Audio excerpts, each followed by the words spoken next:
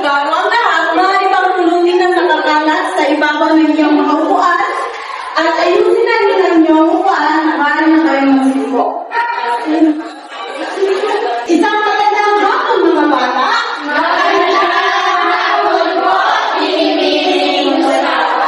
Bago ang lahat, ako makalat sa binibining batig ng sapa. Maaari nilang akong tawagin na burong walina or burong di. Naintindihan po ba ang mga bata? Ano nga ulit ang pwede niyong tawag sa akin?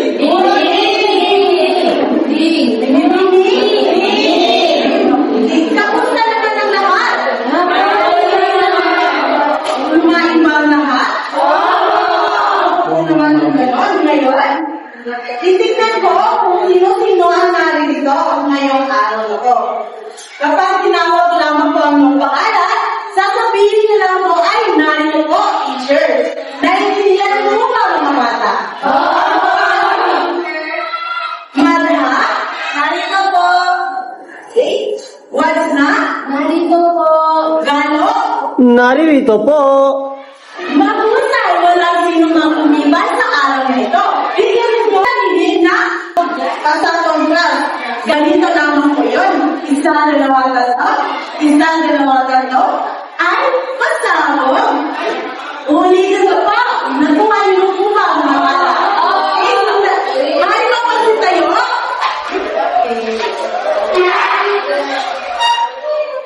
Five, four, three, two, one. Isa, dalawa, tatlo. Isa, dalawa, tatlo. Pasahod. May lahat. Ngayon, may alisin na po ang ginawa. Paano? Upang maging maayos naman ang ating klase. Sundin lamang po natin ang limang alisin na ginawa ni teacher. Sabay-sabay po natin basahin. Una, makinig kapag may nagsasalita. Ikaw lang ang nagsasalita sa pamagitan ng tahimik na pakikinig. Kapag si teacher ay nakikinig sa harap, ano ang iyong gagawin? Magaling. Pangalawa,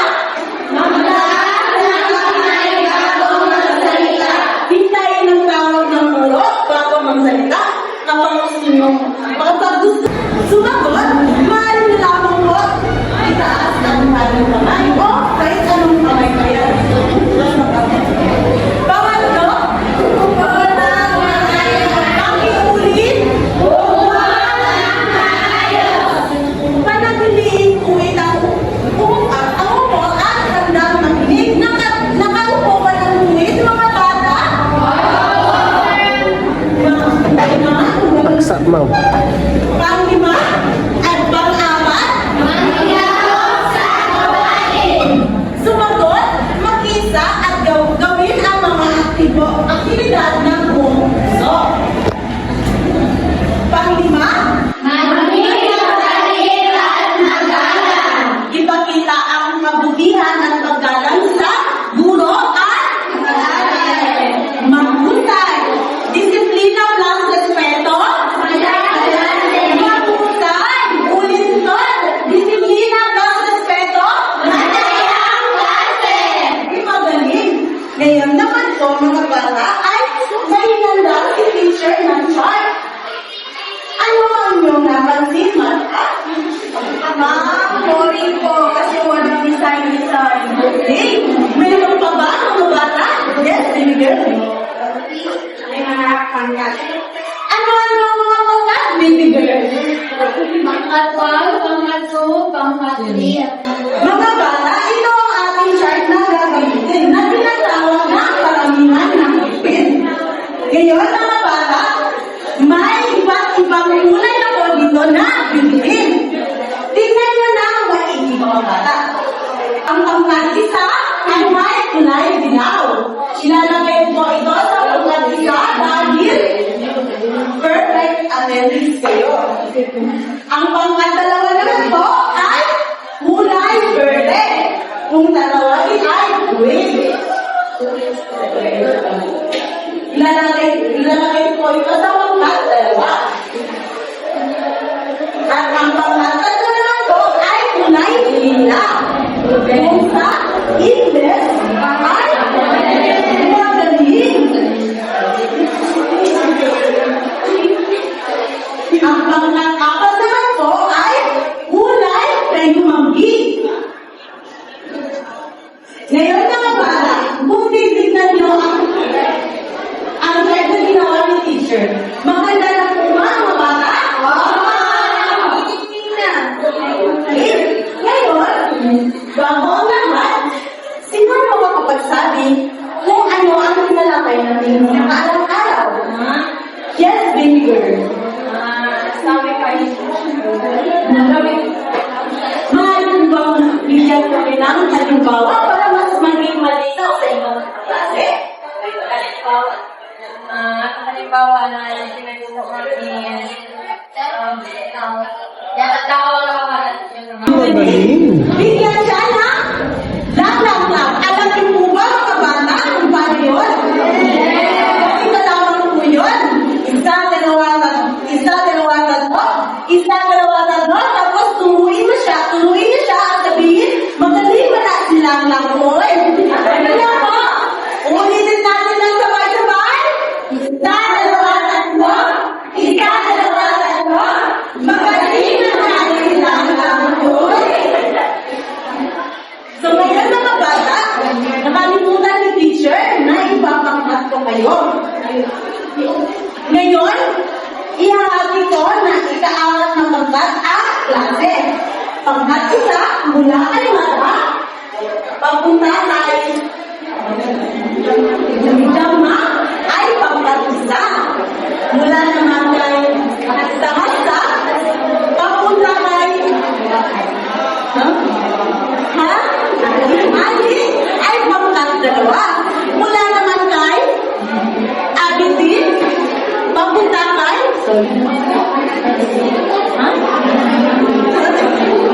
Nancy ay pangkat tatlo. Mula naman kay Gampal, papunta kay Abimutin ay pangkat apat. Ngayon, wala na ba akong kalimutan na walang grupo? Hindi mahusay.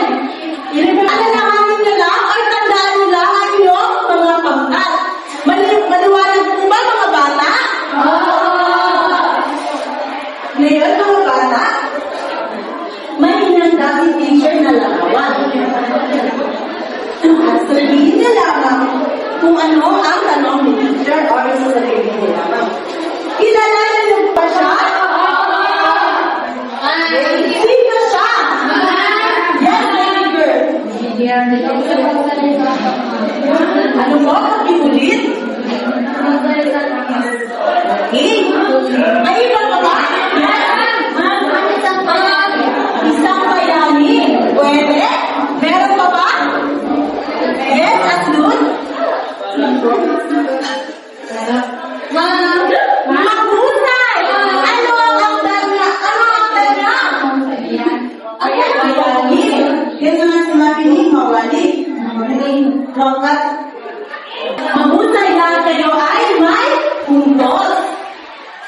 Pangkat tatlo, pangkat isa, pangkat dalawa, pangkat apat. May nakalimutan ba si teacher?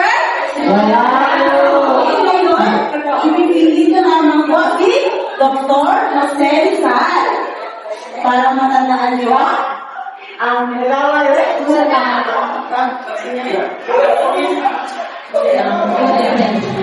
Bago ang lahat, kumuha ng isang papel, puting papel, at isang lapis. Nakakuha na po ba? Ngayon, mga bata, ang gagawin niya lamang po ay isusulat ang mga mahalagang impormasyon na babasahin ni teacher sa aklat. Ang aklat na ito ay Jollibee na isinulat ni ang pamagat ko ng aking ibabasa ay ang pagbabalik ni Crisostomo Ibarra. Ulitin ko lang po. Ang pagbabalik ni Crisostomo Ibarra. Si Crisostomo Ibarra ay bumalik sa Pilipinas matapos ang 40 taon ng pag-aaral sa Europa.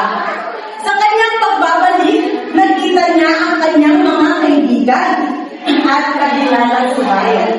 Nakilala rin niya si Maria Clara, ang kanyang mga na kaibigan mula pagkabata.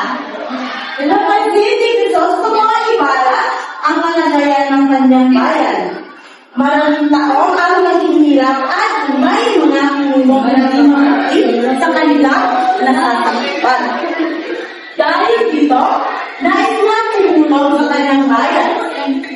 Pangarap niyang makapagtayo ng paaralan upang makatulong sa mga bata. Natutunan niya ang mahalaga pagmamahal sa bayan at pagtulong sa kapwa. Ngayon, may tanong si teacher. Naintindihan niyo po ba kung anong binasa ni teacher? Ngayon, ang tanong ay, ano ang napansin niyo sa kwento? Mga baba ito or maikli? Sa aklawang mo, ano naman? Yes? Okay. Dito. Tama. Yes? Good. May kila mo, may kwento. Dito. Yes, leader. Haba po, ma'am. Okay, mahaba. So ngayon, pangalawa ay, sino ang mga tauhan? Yes, Rashida.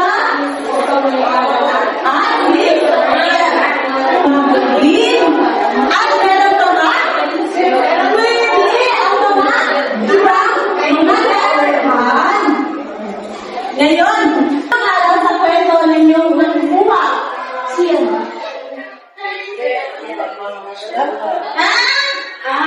Yes, Mara? Ang mamahal na kapwa ko, ma'am. Okay. Mukhang maintindihan nyo ang aking binasa ng class. Ngayon naman, bibigyan ko kayo na isang. Ngayon naman, mga bata, may idea na ba kayo kung anong tatalakayin natin ngayong araw? Okay, ngayon ay tatalakayin natin ang nobela. Kapag nakarinig kayo ng salitang nobela, ano ang papasok sa dailipan nyo? Yes? Pwede? Ano ba? Ma'am? Yes? Kwento, ma'am. Pwede? Ano ba? Ma'am?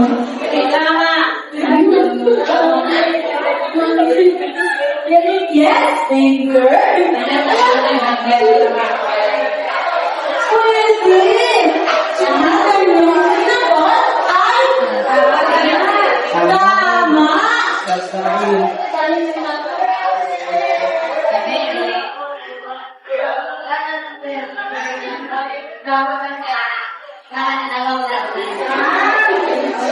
Maaari ba natin basahin ng sabay-sabay?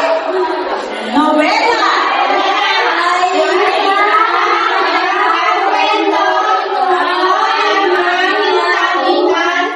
Pag-iulit?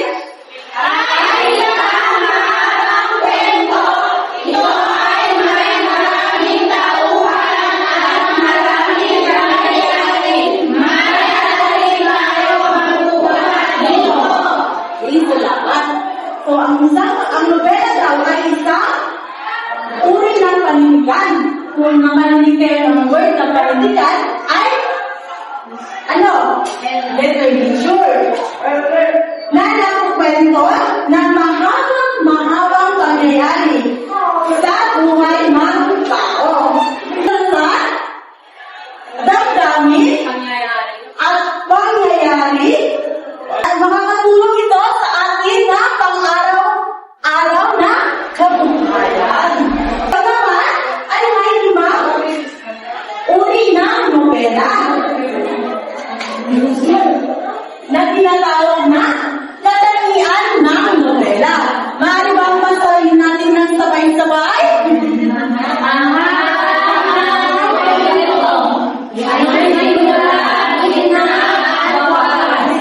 Okay. Una ay mahaba ang kwento. May simula, gitna at lakas. So, ang nobela ay isang detalyado kwento. May simula, gitna at wakas. Ang simula, yun yung pinapakilala yung mga katauhan. Introduction. Okay, magaling introduction. Sa gitna naman ay yun ay mga pangyayari. Magaling. At sa wakas, yun ay magaling at conclusion at husay. Ngayon ay pangalawa. Pakibasa.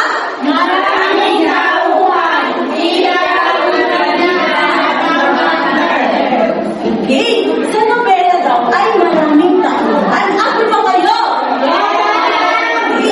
May bida, kontrabida, at iba pang karakter. Yung bida, yun na yung isang tao.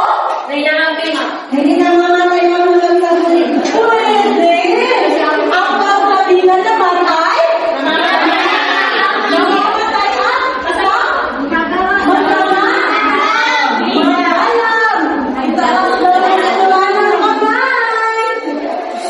at iba pang karakter. Ano nga ba ang iba pang karakter? Yes, tanda. Ito yung mga sumusuportan sa gatang Magaling. Meron ka ba? Gusto mo sumagot? Huwag na lang ganon. Okay, maghusay. Maliwanag po ba ang narito na maraming tauhan? Pangatlo naman ay, please, pakibasa.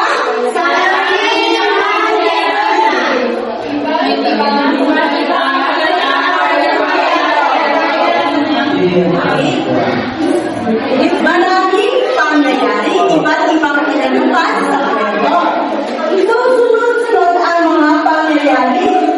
Kaganapan dahil dito, nagiging kapanapanabik at pumili-mili na kwento. Ano sa'yo? Kwento? Kailan mga bata, sino rito ang mahilig magbasa ng mga kwento o nobela? Magaling, matataan, mga kwentuhan. Di ba pansin mo, baby girl? Okay. Mahusay. Kaya naman, pakibasa ng kaapat.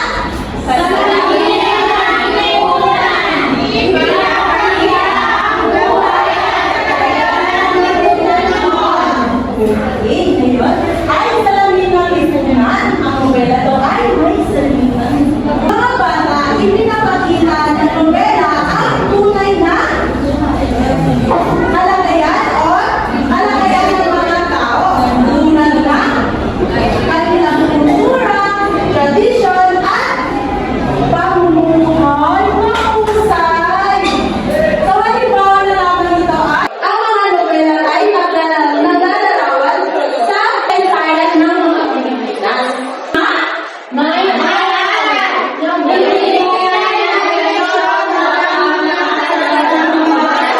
Siyempre, mga bata, may aral ang nobela. Bawat nobela ay may aral kayong nakukuha.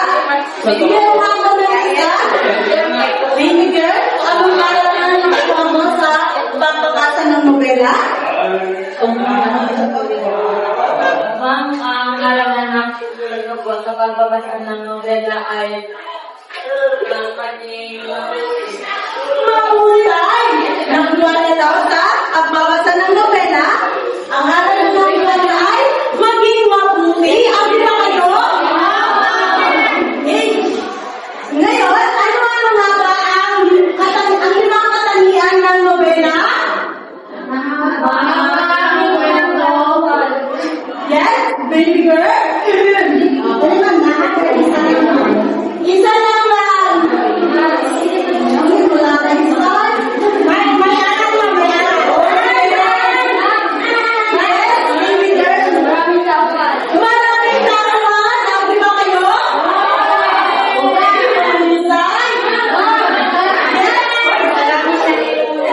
Sa labang taglipunan. Si ano? Sino? Wala. Sino yun? Hey, mahusay! Yes, ang lunes na kitin ka? Okay na alam mo? Marami pa kaya nun. Okay, magaling lang mga bahay.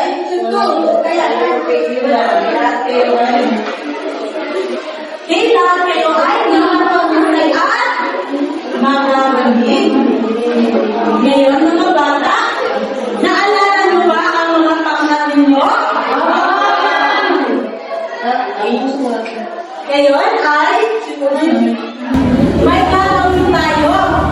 May gagawin ang bawat grupo. Pag-ibasa nga ang saludo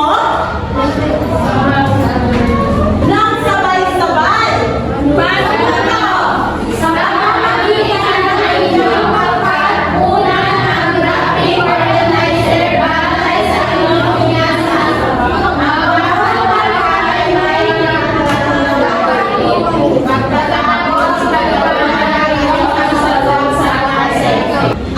Ngayon mga bata, ang bawat pangkat ay may tig-iisa kayo hobya. At ang tayong gawin niyo lamang po ay naroon na sa panuto. Naintindihan niyo lamang po ba mga bata? Ano ang alitutunin natin sa number 4?